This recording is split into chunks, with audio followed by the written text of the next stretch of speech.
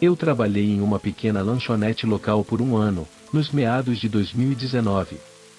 Era apenas um restaurante normal e eu era garçom por lá. O lugar fechava às 10 todas as noites, mas, meu turno na verdade terminava às 11 porque eu tinha que limpar todas as mesas na sala dos fundos, antes de ir para casa. Era uma noite normal. Iria fechar sozinho novamente e eu simplesmente tranquei as portas às 22 horas como de costume. Comecei a limpar as mesas, mas depois de apenas alguns segundos, várias batidas fortes vieram da porta da frente. Isso me fez dar um pulo. Ao olhar, vi um homem parado, ali olhando pela porta de vidro. Eu falei alto dizendo que o lugar já estava fechado. Durante a noite, isso já havia acontecido antes, então, não foi grande coisa. Mas, o cara ficou lá, parado. Como se ele não tivesse entendido. Eu me aproximei da porta e disse: "Desculpe, a loja fechou, não vamos receber mais pedidos esta noite." Falei ainda mais alto desta vez, então, sabia que ele tinha me escutado. O cara me olhou por um segundo com uma feição sem expressão antes de dar um leve sorriso e se virar. Enquanto ele se afastava, pensei que ele pudesse estar bêbado ou algo assim, mas, esqueci disso depois de alguns minutos e continuei com meu trabalho. Terminei de limpar todas as mesas e comecei a limpar o balcão da frente, quando vi pelo canto do olho uma figura se movendo em direção à porta da frente e batendo novamente. Era o mesmo cara de 15 minutos atrás, parado do lado de fora, olhando para mim pela porta.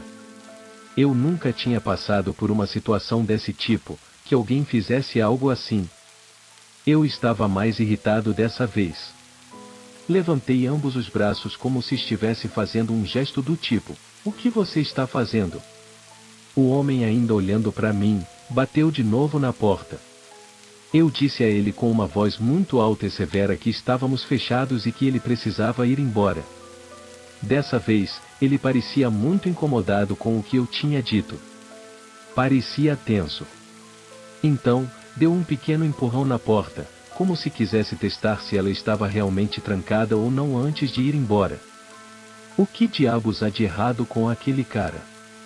Disse a mim mesmo em voz alta, enquanto caminhava em direção às janelas da frente, para ter certeza de que ele estava saindo da área.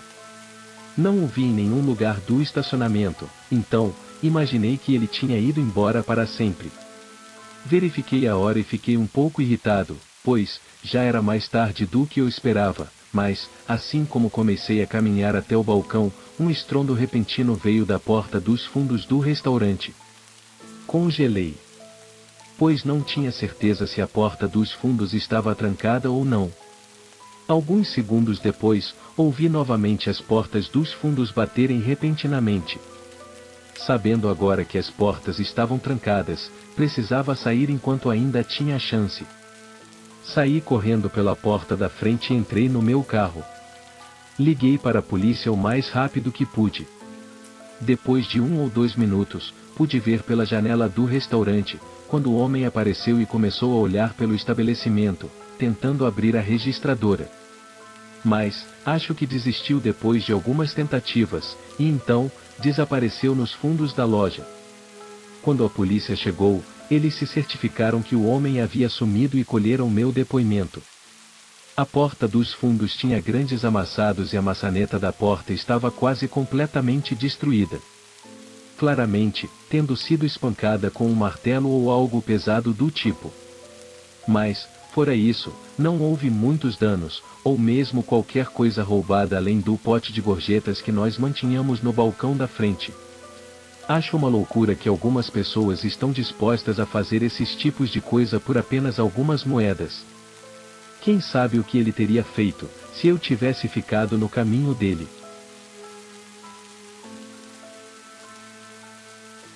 Eu passei a maior parte dos meus 20 anos, trabalhando numa loja de variedades como estoquista. Basicamente, repondo e organizando os produtos das prateleiras o dia todo. Depois de alguns anos, acabei conseguindo um emprego em uma loja de animais, onde pegava uma pequena van cheia de caixas todos os dias e dirigia até todas as lojas da região. Basicamente, abastecia suas prateleiras, e depois deixava a van no armazém quando terminava o meu expediente. Porém, eu pegava a van às 14 horas, e só devolveria por volta da meia-noite. Mas a maioria das noites, demorava um pouco mais, e eu sempre tinha que fazer de 1 a 2 horas extras por noite. Isso não era um grande problema para mim, porque com as horas extras, eu estava ganhando um bom dinheiro. Mas, pelo horário do meu turno, fazia com que ter uma vida normal fosse um pouco mais difícil. De qualquer maneira, eu já fazia isso há vários meses, e era como qualquer outro trabalho do ramo. Já era por volta das 23 horas, e eu estava indo para a última loja, o que significava que provavelmente não voltaria ao armazém até 1 hora da madrugada. Obviamente, as lojas de animais fechavam por volta das 21 horas. Então, eu sempre seria a única pessoa por lá. Havia uma pequena doca na parte de trás, onde eu poderia estacionar minha van, e depois, pegar meu carrinho e levar as caixas.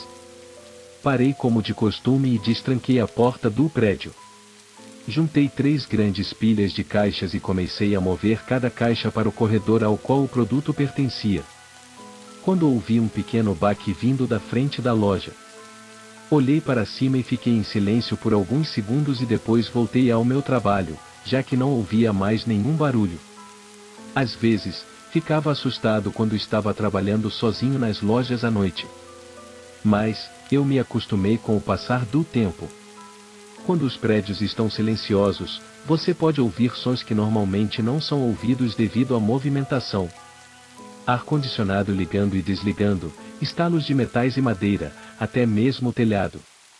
Então imaginei que o barulho era apenas mais um som aleatório que o prédio fazia. Terminei de descarregar as caixas nos corredores e comecei a abri-las e estocar os produtos. Provavelmente já estava na metade. Já estava há uns 45 minutos lá dentro, quando ouvi um som distinto. Uma única tosse ecoando pelo prédio silencioso. Congelei olhando para a frente da loja novamente. Pude sentir meu coração disparar instantaneamente. Estava absolutamente apavorado que alguém pudesse estar aqui comigo. Ninguém deveria estar no prédio a essas horas, e se não tivesse mais intenções, teria dito alguma coisa quando entrei. Depois de esperar por quase 1 minuto, lentamente e silenciosamente, comecei a caminhar em direção à porta dos fundos. Assim que consegui sair, fechei a porta e tranquei. Me sentindo mais seguro agora que havia entrado na minha van, peguei o telefone e liguei para a polícia. Assim que fiz isso, ouvi passos correndo em direção à porta que acabara de sair, seguido pela maçaneta se movendo levemente. A porta estava trancada com a chave. Então, eu sabia que quem quer que fosse, não conseguiria abrir. Mas, ainda assim, era assustador, e fez minha adrenalina começar a aumentar. Então, batidas fortes e possivelmente até chutes vieram do outro lado da porta. O homem começou a gritar, implorando para que deixasse ele sair. Eu podia ouvir a raiva em sua voz. Não respondi e corri para longe e continuei a chamar a polícia. Enquanto ainda estava no telefone, o homem xingava repetidamente, batendo agressivamente na porta tentando abri-la. Quando a operadora disse que a polícia estava a caminho, me afastei com a van de perto e aguardei. Eu sei que deveria ter agido com mais segurança e ter dirigido para longe. Mas, parte de mim queria ter certeza que esse cara não escaparia até que a polícia tivesse chego. Felizmente, eles chegaram até que bem rápido. Os recebi na entrada e entreguei as chaves. A porta agora estava silenciosa. 3 policiais entraram e alguns minutos depois, saíram com um homem algemado. Ele foi encontrado com uma faca bem grande. Mas, nada mais. Acho que essa é a parte mais estranha disso tudo. Imaginava que ele pudesse estar na loja para roubar, mas estava apenas escondido com uma faca.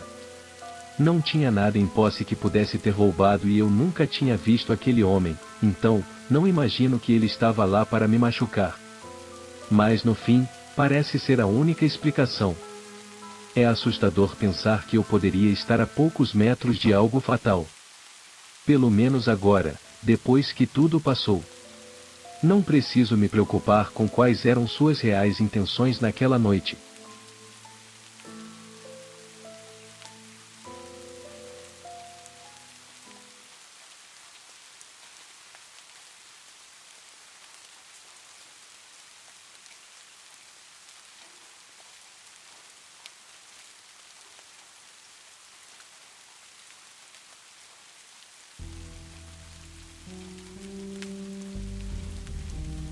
Eu costumava tomar conta do meu irmão mais novo com frequência enquanto crescia. Eu tinha 5 anos a mais, então, quando eu tinha 13 ou 14 anos, meus pais ficavam bem comigo cuidando dele enquanto saíam. Eles nunca nos deixavam sozinhos por muito tempo, nunca mais do que algumas horas de cada vez. Isso aconteceu quando meus pais foram a uma festa de trabalho juntos em uma noite de fim de semana. Eles saíram às 5 e me disseram que estariam de volta antes das 9. Eles deixaram comida na geladeira e me disseram para cuidar do meu irmão e ligar se eu precisasse de alguma coisa. Para mim, cuidar do meu irmão significava apenas garantir que nada acontecesse com ele ou que ele não saísse. Na verdade, eu nunca sentava lá e o observava e o que ele estava fazendo. Eu o ajudava a ligar para seu programa favorito e depois ia fazer o que eu queria fazer em outra sala. Às vezes eu ficava com ele, mas a diferença de idade tornava difícil para nós dois aproveitarmos as mesmas coisas. Eu estava no meu quarto, que ficava no primeiro andar, e meu irmão estava na sala de estar quando a campainha tocou.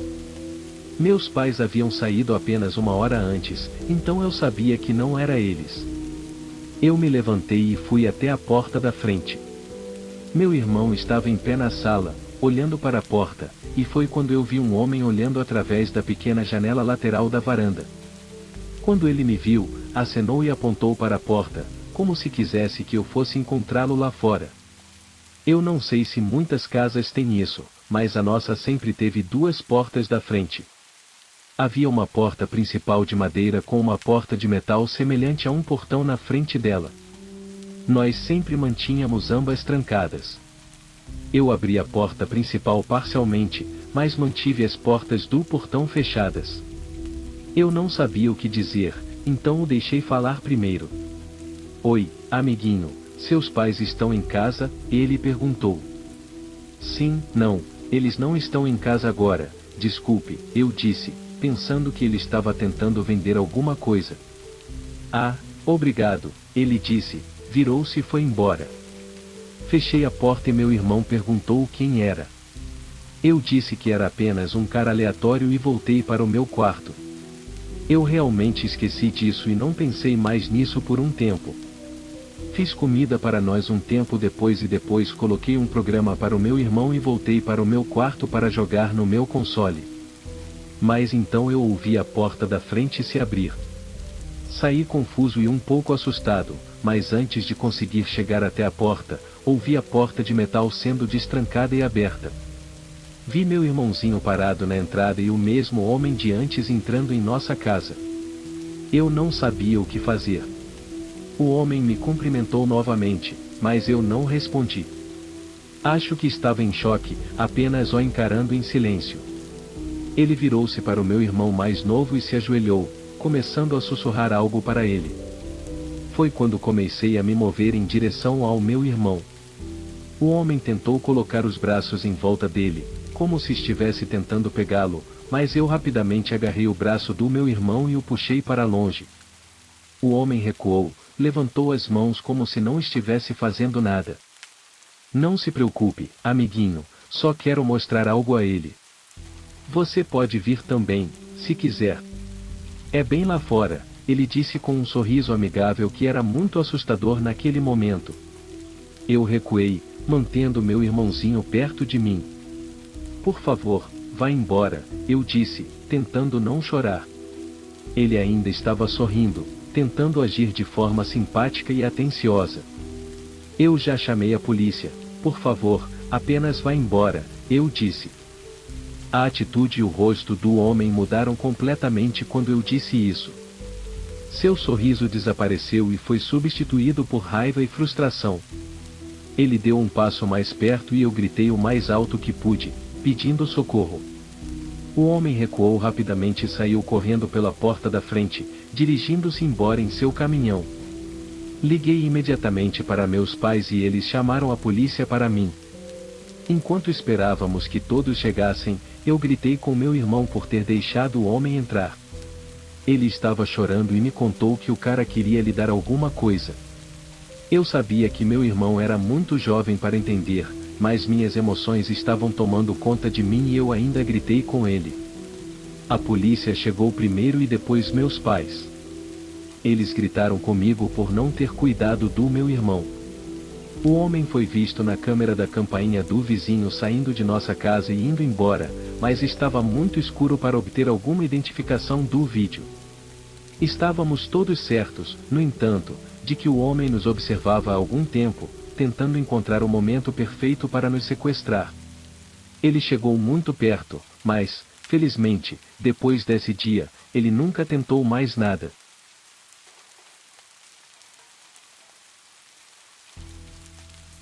Quando fiz 16 anos, tive dificuldade em decidir que emprego conseguir. Não estava realmente entusiasmado em trabalhar num típico emprego de fast food ou de retalho, mas, naquela idade, não havia muitas opções. Eu já tinha feito supervisão de crianças antes, mas apenas para os amigos dos meus pais. Minha mãe sugeriu que eu tentasse fazer isso como um emprego de meio período para outras pessoas também, e sem outras opções atrativas, segui seu conselho. Havia uma empresa de babás local na minha cidade que ajudava tanto as babás a encontrar trabalho quanto os pais a encontrar babás. Fiz uma entrevista e eles me aprovaram para começar a trabalhar lá, o que foi de grande ajuda, porque eu não conhecia pessoalmente pessoas suficientes para ganhar dinheiro o suficiente. Trabalhei lá por 2 meses, e a única desvantagem era que quase sempre eu estava cuidando de uma família diferente. Na maioria das vezes, eram apenas pais saindo para uma noite especial ou algo assim, então eles não tinham trabalho recorrente para mim. Finalmente, um dos pais anteriores marcou outra consulta comigo. Era um pai solteiro que cuidava da sua filha Alissa. Tudo o que eu lembrava sobre ele era que ele não falava muito. Ele tinha a próxima consulta marcada das 18 horas às 22 horas, então, às 6 da tarde, parei no seu portão e bati a porta. Ele abriu a porta e fez um gesto para que eu entrasse. Eu entrei e Alissa veio de trás do canto para me cumprimentar. Então o pai me deu instruções muito específicas e incomuns para a noite. Ele disse que estaria de volta exatamente às 22 horas, mas que eu precisava sair alguns minutos antes disso.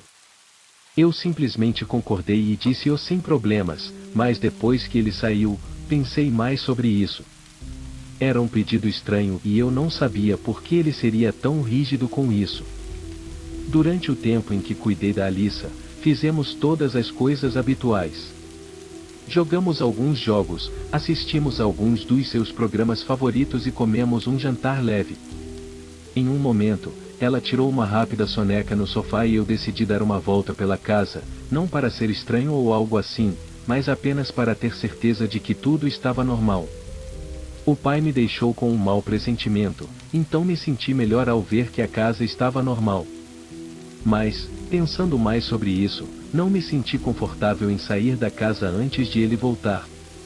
Não parecia certo, e ele fez parecer um pouco estranho.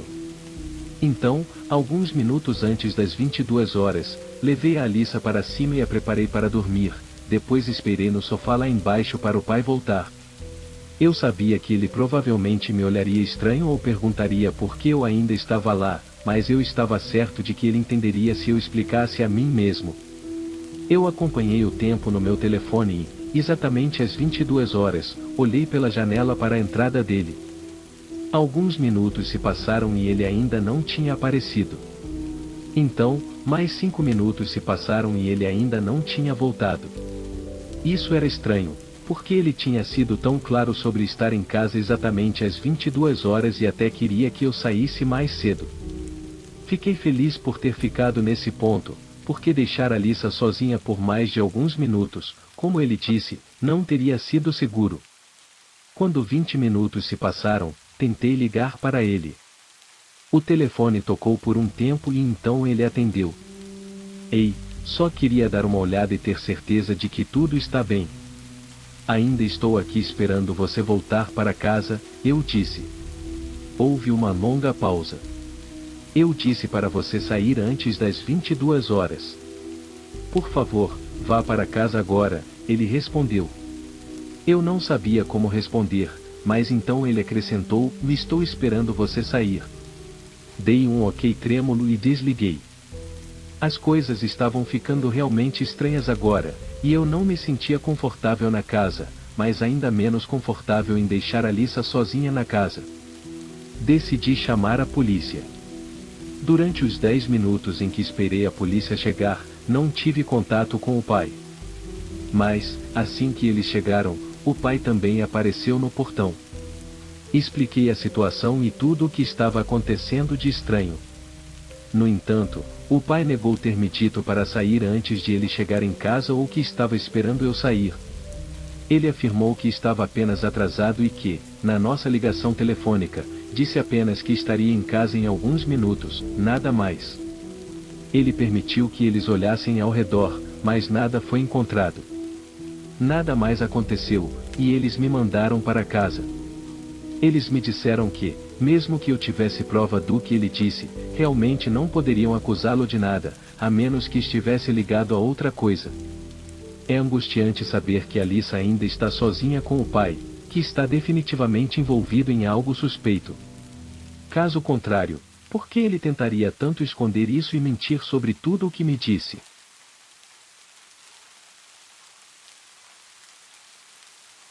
Eu fazia supervisão de crianças como um trabalho de meio período.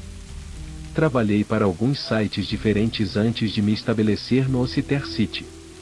Este site específico de babás me permitia trabalhar nas horas aleatórias que eu queria, sem precisar me preocupar em ter que seguir um horário fixo toda semana. Num sábado de manhã, consegui um trabalho de uma família que me pediu para cuidar de seus 2 filhos das 20 horas às 1 hora. Eu já havia trabalhado meio expediente no meu emprego regular naquele dia, então isso funcionou bem para minha agenda. Além disso, esses trabalhos noturnos geralmente são os melhores, porque as crianças costumam ir para a cama entre 9 e 10, então eu só precisava relaxar até os pais voltarem. Aceitei o trabalho e naquela noite dirigi até a casa e conheci os pais com 10 minutos de antecedência. Eles me apresentaram aos 2 filhos, ambos muito jovens, acho que tinham 5 e 6 anos. Eles me disseram para garantir que estivessem na cama até às 21 horas e 30 e depois partiram. Os 2 meninos eram bastante tímidos e assistiram desenhos animados na maior parte do tempo. Diria que metade das crianças que conheço são assim. Às 21 horas e 30, desliguei a TV e os coloquei na cama sem nenhum problema, depois desci e me sentei no sofá. Eu tinha 3 horas e meia para mim antes dos pais voltarem. Trouxe fones de ouvido para me preparar para isso, coloquei-os e comecei a assistir ao YouTube no meu celular. Eu estava cansado, então precisava de algo para me manter ocupado e não adormecer. Como disse, esses trabalhos noturnos são os melhores, porque parece que você nem está fazendo supervisão de crianças, mas a parte mais difícil é não dormir. Por volta das 23 horas, eu estava realmente lutando para manter os olhos abertos.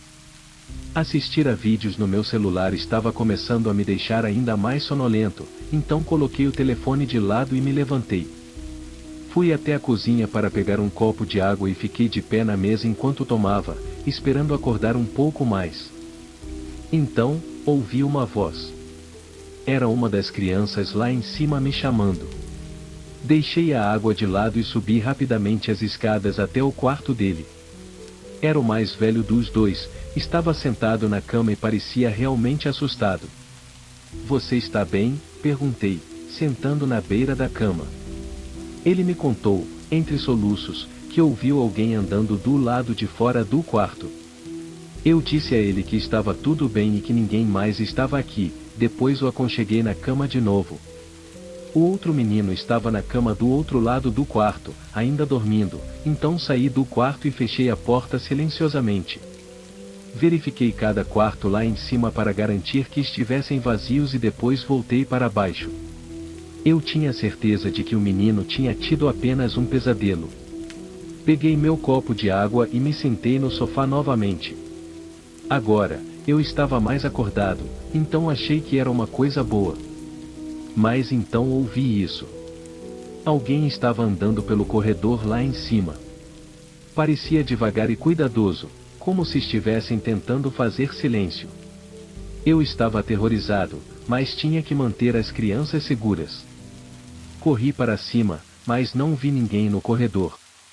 Então, abri a porta do quarto das crianças e os dois estavam lá, sentados na cama e pareciam aterrorizados. Levei os dois para baixo e os coloquei no meu carro do lado de fora. Tranquei as portas do carro e liguei para a polícia e os pais. Ambos os meninos disseram que ouviram passos correndo do lado de fora da porta deles, então eu sabia que não estava apenas imaginando coisas. Quando a polícia chegou, eles vasculharam tudo, mas não encontraram ninguém. Eles nem mesmo encontraram sinais de que alguém havia invadido ou ficado dentro da casa. Não sei quem ou o que ouvimos, mas sei que havia outra pessoa lá em cima. Desnecessário dizer que nunca mais voltei àquela casa para fazer o papel de babá.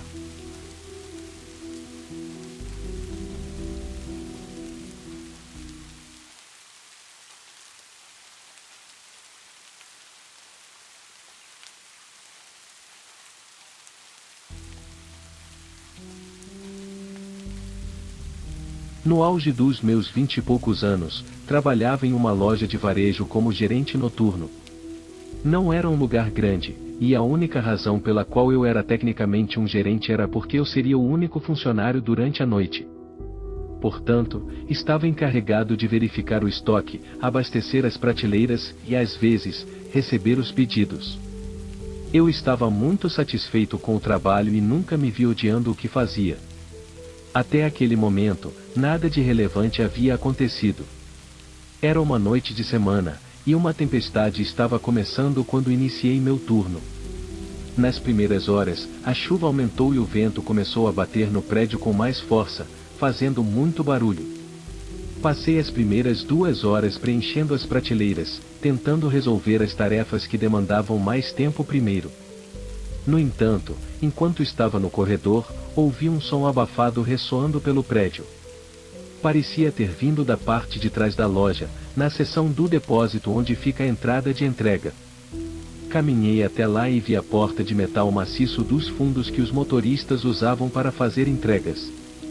Quanto mais pensava sobre isso, mais me convencia de que o som abafado parecia com uma batida na porta da loja, como se um motorista estivesse tentando fazer uma entrega. No entanto, não havia entregas programadas para aquela noite. Abri a porta e fui recebido por uma lufada de chuva fria e vento. Fiquei do lado de fora por um momento, olhando para a área de carga, mas não vi caminhões. Fechei a porta e me enxuguei enquanto voltava para o corredor. Supus que o barulho fosse apenas o prédio se ajustando um pouco devido ao vento, ou talvez algum trovão estranho que eu não tinha notado antes. Continuei trabalhando por mais 1 hora inteira antes de fazer uma pausa para o almoço no escritório dos fundos, gastando cerca de 15 minutos lá antes de retornar. No entanto, enquanto caminhava pela loja, tive uma sensação estranha de que tudo tinha ficado em silêncio, exceto pela chuva batendo no telhado. Isso me deu arrepios, e ao chegar ao final do corredor, vi algo que quase fez meu coração parar. Bem ao lado do meu carrinho, a meio caminho, havia uma linha de pegadas molhadas pelo chão do corredor. Abordei sem pensar e tentei entender como isso era possível. Segui as pegadas até a frente da loja, onde havia tantas pegadas aquosas indo em todas as direções que era impossível acompanhá-las. Era horripilante pensar que alguém tinha andado por toda a loja. Corri de volta para o escritório e me tranquei lá dentro, ligando para a polícia e esperando. Enquanto estava lá, fiquei ainda mais assustado, pois não podia ver do lado de fora da porta do escritório e a chuva era tão barulhenta que não conseguia ouvir nada além dela. Após 10 minutos, o operador que estava me segurando no telefone disse que a polícia estava do lado de fora do prédio. Levantei-me rapidamente e abri a porta, e bem no chão havia outro conjunto de pegadas molhadas ao lado das minhas, levando diretamente até a porta do escritório. Corri para a frente e abri a porta para deixar a polícia entrar. Em sua busca, eles não encontraram ninguém na loja. Logo depois, revisamos as fitas de segurança, que mostraram um homem de casaco escuro entrando no prédio pela porta lateral, que alguém deixará destrancada. Ele claramente me viu desde o início e permaneceu escondido até que eu fosse fazer a pausa. Então, ele andou sem rumo pelos corredores, sem roubar ou danificar nada, apenas examinando as prateleiras. Mas a parte mais assustadora e horrível foi quando entrei no escritório e esperei pela polícia. O homem se aproximou também e ficou do lado de fora da porta do escritório por vários minutos, encarando a maçaneta, como se estivesse se preparando para minha saída. Felizmente, alguns minutos depois, ele decidiu ir embora e saiu da loja. Não vimos mais imagens dele depois disso. O homem nunca voltou, e, pelo que fui informado, ele nunca foi encontrado. O que ele estava fazendo naquela noite ainda é incerto, e provavelmente permanecerá como uma incerteza sinistra pelo resto da minha vida.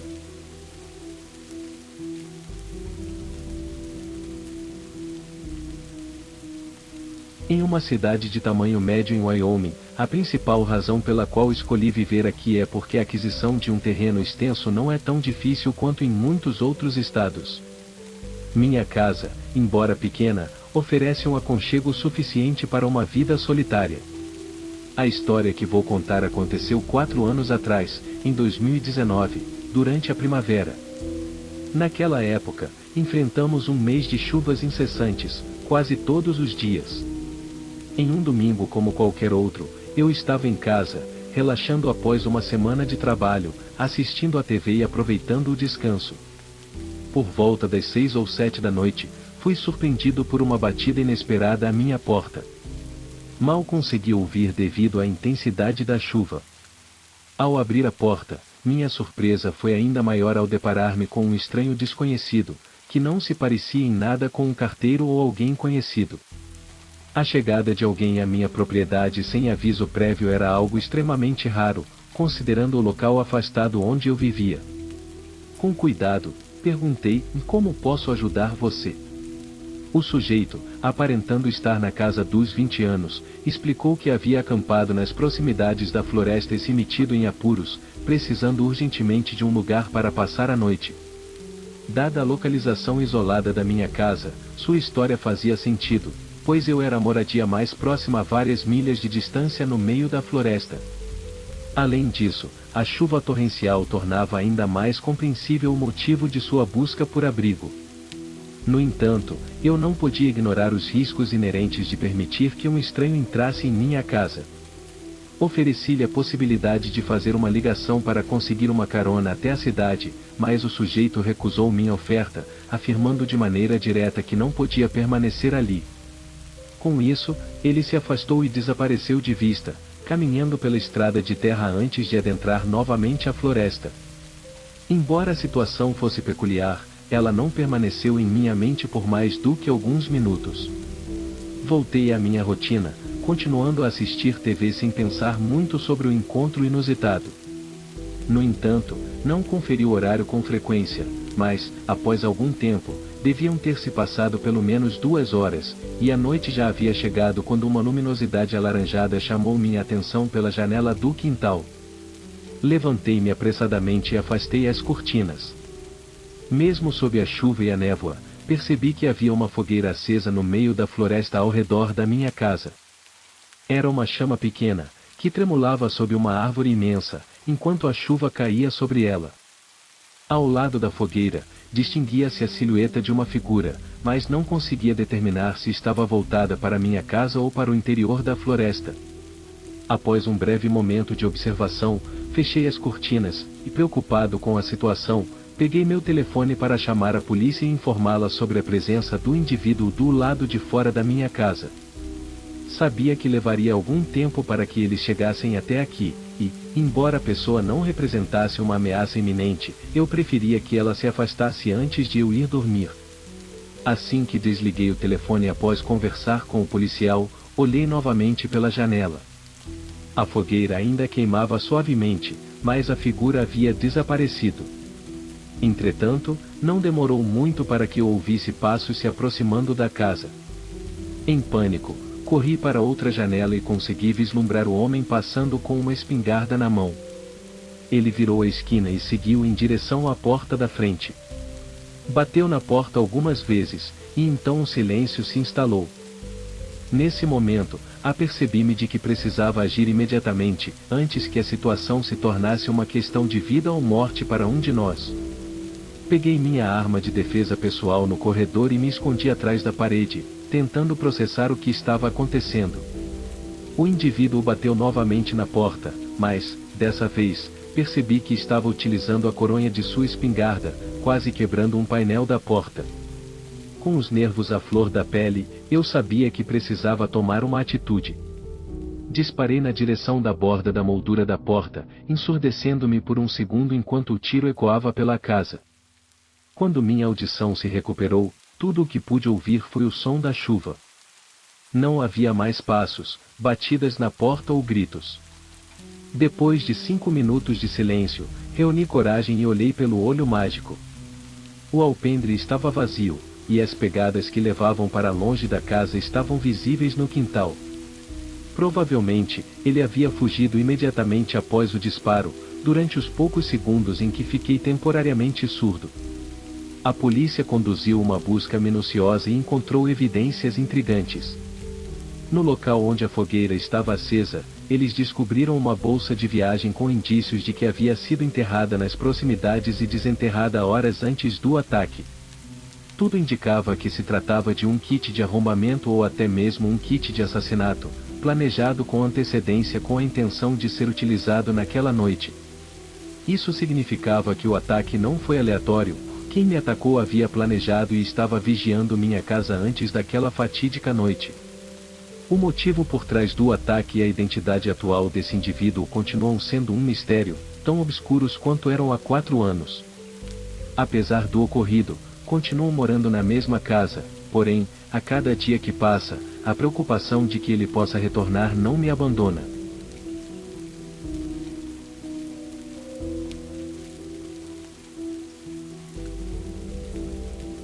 Eu tinha 22 anos na época e morava em uma casa de um quarto muito pequena na área mais barata da minha cidade. Depois do trabalho em uma sexta-feira à noite, entrei online para jogar com um grupo de amigos. Era a noite perfeita para ficar acordado até tarde, com uma forte chuva lá fora e sem trabalho ou escola no dia seguinte. Jogamos por cerca de 2 horas antes de um som repentino me fazer pausar por 1 minuto. Era um baque que parecia vir de cima.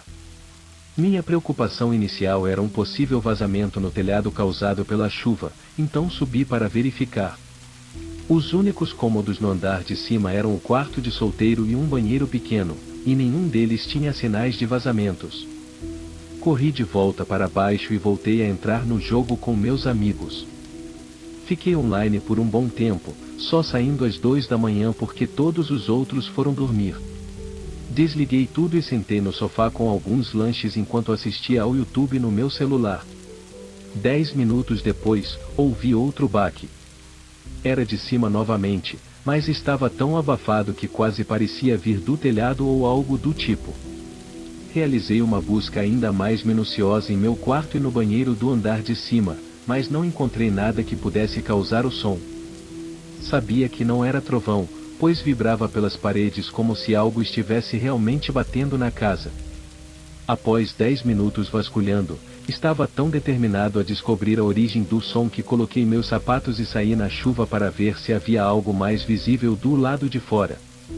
No início, não vi nada de significativo, mas depois notei um galho de árvore que se aproximava muito da lateral da minha casa. Era um galho grande e resistente, mas estava a uns 90 centímetros do revestimento da casa e, mesmo sob a chuva, não balançava muito. Parecia improvável que ele pudesse alcançar a lateral e bater na casa. Contudo, ao observá-lo, percebi a presença de uma pequena janela na casa que ele meio que cobria.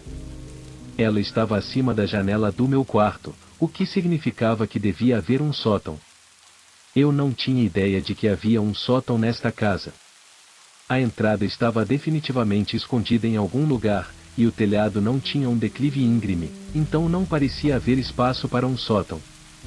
Essa janela oculta foi a primeira pista que vi indicando a existência de um sótão. Voltei para dentro, ainda mais curioso do que antes, e comecei a procurar por essa entrada que devia existir em algum lugar. Levou 1 minuto, mas encontrei no meu armário do quarto. Era pequena e perfeitamente lisa, com o teto basicamente se misturando, exceto pelas pequenas fendas onde ela se abria. Subi em uma caixa e a puxei para baixo, liberando uma escada enferrujada pela abertura. Imediatamente, fui atingido por um cheiro podre, seguido por outro baque vindo de baixo. Consegui perceber que o sótão era extremamente baixo, talvez com cerca de 60 centímetros de altura no máximo. Subi cuidadosamente e olhei para este espaço minúsculo, essencialmente um túnel largo e escuro. No final, perto da janela, eu pude distinguir uma figura agachada de 4, olhando diretamente para mim. Quase caí da escada ao tentar descer e fugir. Ouvi movimentos enquanto pegava meu celular e saía de casa, ligando para o 911 no meu caminho para o quintal. A polícia chegou e deteve o homem, que era apenas um morador de rua. Aparentemente, ele escalou a árvore até a janela e se acomodou lá em cima por pelo menos uma semana sem que eu percebesse. A absurdez de tudo aquilo era quase inacreditável. Mudei-me logo depois disso, e desde então, em todas as casas que morei, sempre verifiquei os sótãos. No entanto, a imagem daquele homem no final do sótão, de 4, olhando para mim com olhos que misturavam medo e raiva, permaneceu comigo.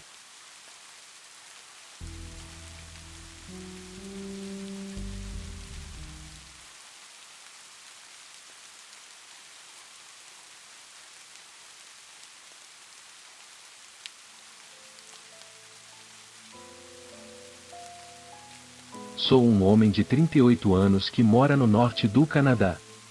Isso aconteceu quando eu tinha 36, então, há pouco mais de 2 anos, moro sozinho em uma cabana bem grande ao lado de várias outras cabanas. Nossa pequena cidade é muito tranquila e todo mundo conhece todo mundo. Morando no meio de uma floresta, eu vou acampar, caminhar e caçar o tempo todo. Meu irmão mais novo morava apenas algumas horas ao norte e costumávamos fazer esse tipo de coisa juntos. Planejamos sair para caçar uma última vez antes do início do inverno. Sempre que eu fazia viagens longas eu avisava aos meus vizinhos para que eles pudessem vigiar minha casa e tudo mais, então na segunda-feira à noite eu avisei que estava indo embora e na manhã seguinte arrumei minha mala e dirigi mais para o norte. Era no final do outono, então obviamente estava bastante frio. Ventava muito forte e estava nevando, eu só planejava ficar ausente por alguns dias, pois meu irmão e eu só queríamos ir caçar por 1 ou 2 dias. Na metade do caminho, a neve começou a cair, nada incomum até então. Mas depois de mais alguns minutos na estrada a neve começou a se acumular cada vez mais na pequena estrada estreita. Meu carro não era um pedaço de lixo nem nada, mas também não era um enorme caminhão tipo limpa-neves, era apenas um caminhonete comum de alguns bons anos de uso que era confiável em todas as condições normais, mas eu estava a cerca de 20 minutos de distância quando, infelizmente, a camada de neve da pista fez com que meu veículo deslizasse, fazendo com que o caminhão parasse no acostamento da estrada com vários centímetros de neve de altura acima dos pneus. Não era um acidente muito caótico, mas eu soube imediatamente que esse não seria um buraco fácil de sair, é claro. Eu rapidamente tentei algumas vezes simplesmente dirigir o caminhão para fora da vala cheia de neve, mas ele não estava movendo os pneus, estavam girando sem nenhuma tração, então coloquei minha jaqueta pesada e pulei para ver o que podia fazer. A estrada era um pouco íngreme, o que tornou a situação ainda pior, sem mencionar a neve ainda estava caindo. Depois de uma rápida análise circulando ao redor do meu caminhão eu sabia que não havia como resolver isso sozinho. Voltei para dentro e ponderei minhas opções. Não tinha serviço, então ligar para meu irmão pedindo ajuda não funcionaria, mas enviei uma mensagem de qualquer maneira na esperança de que de alguma forma pudesse acabar sendo enviada. As únicas 2 opções que eu realmente tinha, ficar e torcer para que alguém passasse de carro e ajudar, ou sair e caminhar até a cidade do meu irmão, o que levaria cerca de 2 a 3 horas. Eu sabia que essa estrada era praticamente não usada como rota e a chance de alguém passar para ajudar era praticamente nula. Na melhor das hipóteses, o sol ainda estava alto e eu estava preocupado que, se não fizesse algo logo, poderia ficar preso no meio da vasta floresta vazia durante uma noite gelada. Então, decidi caminhar, peguei meu rifle de caça junto com minha pistola no coldre e esvaziei minha bolsa de tudo que não precisava para a caminhada. Tudo o que tive que fazer foi seguir a estrada para que me perder não fosse uma grande preocupação. Mas ficar preso no frio era. A neve na estrada ainda não estava muito espessa, e depois de 30 minutos de caminhada, a queda da neve começou a diminuir. A única coisa que realmente pensei enquanto caminhava foi o quão ridícula era a situação e o quão azarado eu tinha sido, mas esse inconveniente logo tomou um rumo mais sombrio enquanto eu seguia a estrada. Contornando a curva, notei que uma grande árvore havia caído na estrada. Quando me aproximei percebi que o toco da árvore estava na beira da estrada que eu estava andando. Ao me aproximar dele fiquei chocado ao ver quão limpo o corte estava. Claramente tinha sido cortado propositalmente com um machado ou uma serra. Eu imediatamente olhei em volta com nervosismo para a floresta nevada. Devia haver alguma intenção maliciosa por trás disso. Quase tenho certeza disso, mas quão malicioso?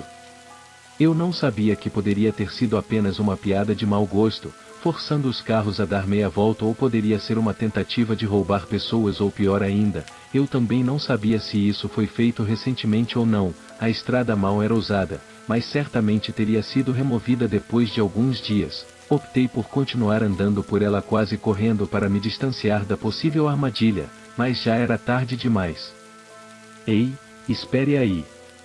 Um homem gritando atrás de mim me pediu para esperar. Eu me virei vendo que pareciam ser 2 caçadores parados bem perto da árvore caída. Eles tinham longos rifles amarrados nos ombros e balançavam as mãos como se para chamar minha atenção. Estando talvez a 30 metros de distância, eu fiquei parado pensando no que fazer. Um dos homens gritou novamente pedindo ajuda para mover a árvore. Neste momento, embora eu estivesse começando a compreender as coisas, onde eles estavam quando eu estava olhando em volta? Eles deviam estar se escondendo, sem mencionar que eu nunca passei por um carro, então por que faria isso? Mesmo eles pedindo ajuda, eu me virei acelerando o passo e ignorando seus chamados. Eles continuaram gritando por 1 minuto inteiro antes de suas vozes desaparecerem através da neve que caía. Finalmente consegui chegar em segurança à casa do meu irmão e fomos até a delegacia de polícia mais próxima para denunciar a árvore caída e os estranhos caçadores. Um oficial também veio conosco no dia seguinte para ajudar a recuperar meu caminhão. Infelizmente as janelas foram quebradas e meu veículo foi completamente saqueado. Depois de ter passado esses anos pensando sobre o ocorrido, acho que tenho uma boa ideia do que aconteceu. A parte mais óbvia é que aqueles homens provavelmente cortaram a árvore na estrada para que pudessem roubar ou talvez até fazer o pior para aqueles que passassem pela estrada isolada. Meu palpite é que eles provavelmente estavam se escondendo nas profundezas da floresta, ouvindo o som de um carro vindo em direção a eles, e é aí que eles saberiam que era hora de sair e fazer a sua encenação de pedido de ajuda. Dito isto, eu realmente me sinto muito sortudo por ter ficado preso na beira da estrada e ter sido forçado a andar, porque isso provavelmente me salvou de um encontro ainda mais aterrorizante e perigoso.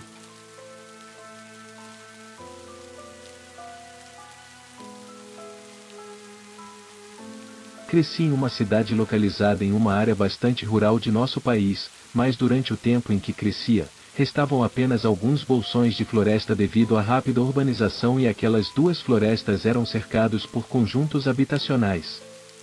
Eu odiava andar por entre aquelas árvores porque elas sempre me davam uma sensação estranha, mas o caminho mais curto da nossa rua para praticamente qualquer lugar era pegar um caminho que saía do final da rua, contornando os fundos das casas e pelo mato.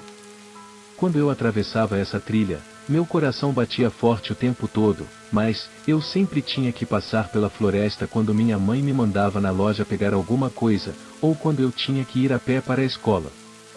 Meu irmão mais velho costumava me dizer constantemente que a floresta era assombrada por espíritos, porque ele sabia o quanto eu tinha medo deles. No inverno, quando já estava quase escuro, quando chegávamos da escola, crianças maiores ficavam à espreita atrás das árvores para assustar os mais novos e roubar qualquer dinheiro ou ocasionalmente até mesmo seus celulares. Sendo uma mulher pequena, isso foi ainda mais assustador de se lembrar, já que sou adulta agora. Não tinha mais medo da floresta quando voltei para minha cidade natal no ano passado. Alguns dias depois começou a nevar bastante. Minha mãe, sendo uma mulher gentil, chamou nossa vizinha idosa e informou que ela poderia passear com o cachorro para não correr o risco de tropeçar na calçada escorregadia. Essa era uma boa ação normal que minha mãe fazia pela vizinha. Eu disse à minha mãe que poderia fazer isso por ela, pois sabia que ela não gostava de frio e queria fazer algo legal para ela enquanto estivesse lá. Estava passeando com um cachorro labrador pelo mesmo caminho que atravessava pela floresta, porque não neva muito onde moro atualmente. Levei comigo minha câmera recentemente adquirida para capturar a vista do início do caminho. Parei para tirar uma foto rápida. Enquanto tentava enquadrar a câmera, um grito ao longe me fez pular. Parecia apenas crianças brincando, então continuei com meus negócios. Embora estivesse gostando muito do passeio, comecei a ficar com um pouco de frio e não queria sobrecarregar o cachorro do vizinho, então apenas me virei para voltar pelo mesmo caminho, quando ouvi algo correndo em nossa direção. Ficamos brevemente fora de vista, parcialmente dentro da floresta e fora do caminho, e parecia que alguém estava correndo pelo caminho principal. Não sei por que a ideia de me esconder, mas foi um instinto, então foi exatamente o que eu fiz. Parei brevemente antes de sair completamente do caminho e me esconder entre os arbustos e árvores. Suponho que também estava preocupado que se um ladrão notasse minha câmera ele poderia pensar que eu era um alvo fácil. O cachorro hesitou quando eu puxei pela coleira, mas ele rapidamente me seguiu até os arbustos bem a tempo de uma pessoa se aproximar do caminho a poucos metros de distância. Ajoelhei-me e coloquei minha cabeça na cabeça do labrador. Não consegui vê-lo de perto, mas eu pude perceber que ele era um homem alto usando um gorro preto e uma jaqueta marrom que andava apressado. Ele parecia um pouco nervoso também, olhando ao redor freneticamente com suas mãos dentro da jaqueta como se segurasse algo firmemente. Graças a Deus o cachorro ficou calmo. Enquanto o homem se distanciava, o cachorro e eu entramos novamente na trilha. Depois que ele desapareceu de vista, tomei a decisão de tirar mais algumas fotos antes de voltarmos para casa. Quando estávamos voltando, um helicóptero barulhento interrompeu o silêncio total. Mas foi só quando estávamos fora das árvores e atrás das casas que eu pude ver claramente. Notei um helicóptero da polícia circulando algumas árvores próximas. Sem mais incidentes, eu trouxe o cachorro de volta para a vizinha idosa da minha mãe e não pensei mais a respeito do passeio até a manhã seguinte. Quando minha mãe ligou o noticiário matinal, era uma estação local, e a notícia mais importante era que a polícia estava procurando um homem que havia esfaqueado duas mulheres em um caminho deserto na noite passada, uma das quais havia sobrevivido. Era um trajeto relacionado com a floresta em que eu estava passeando. O suspeito foi descrito como sendo alto e usando um boné preto junto com uma jaqueta escura. Foi quando percebi que tinha visto um assassino fugindo do local do crime, e foi apenas meu instinto, junto com minha preocupação com minha câmera, que me impediu de possivelmente quase ser esfaqueada no meio da floresta.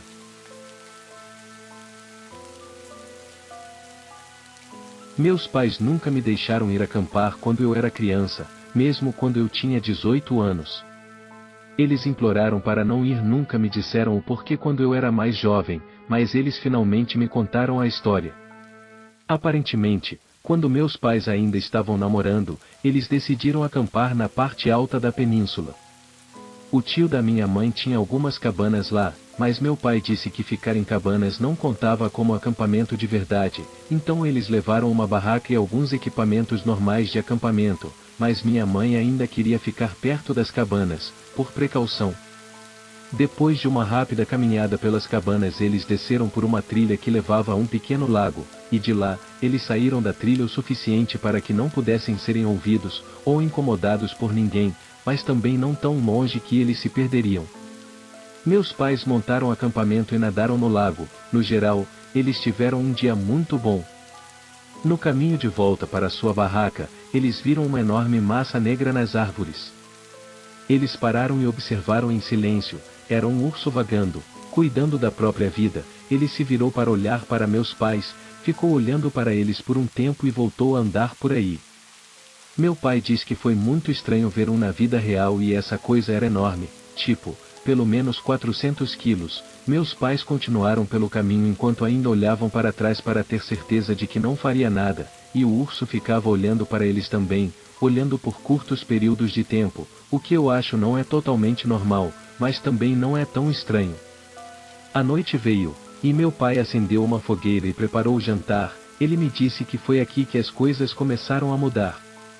Mais tarde naquela noite, enquanto eles estavam conversando dentro de sua tenda, eles ouviram um movimento do lado de fora. Eles ficaram lá em silêncio tentando ouvir o que poderia ser. Os passos pareciam grandes, e não como os de qualquer humano. Eles se aproximavam cada vez mais, até que ouviram a panela de metal cair no chão do lado de fora fazendo um grande estrondo seguido por um farfalhar de plástico. Então, soou como se começasse a tentar comer as sobras de dentro da panela antes de derrubá-la. Grunhidos baixos preencheram o silêncio e os passos pesados se aproximaram da barraca.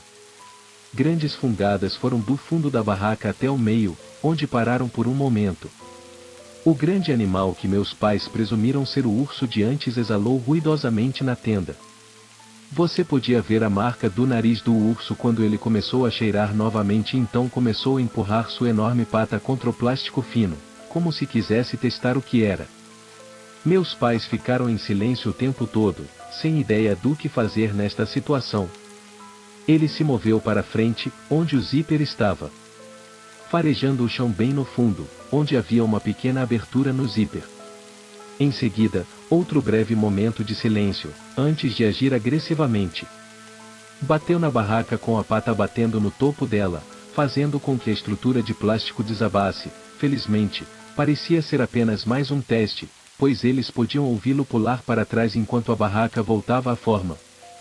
Depois, o enorme urso pôde ser ouvido andando ao redor do acampamento por mais alguns minutos antes de sair correndo para a floresta.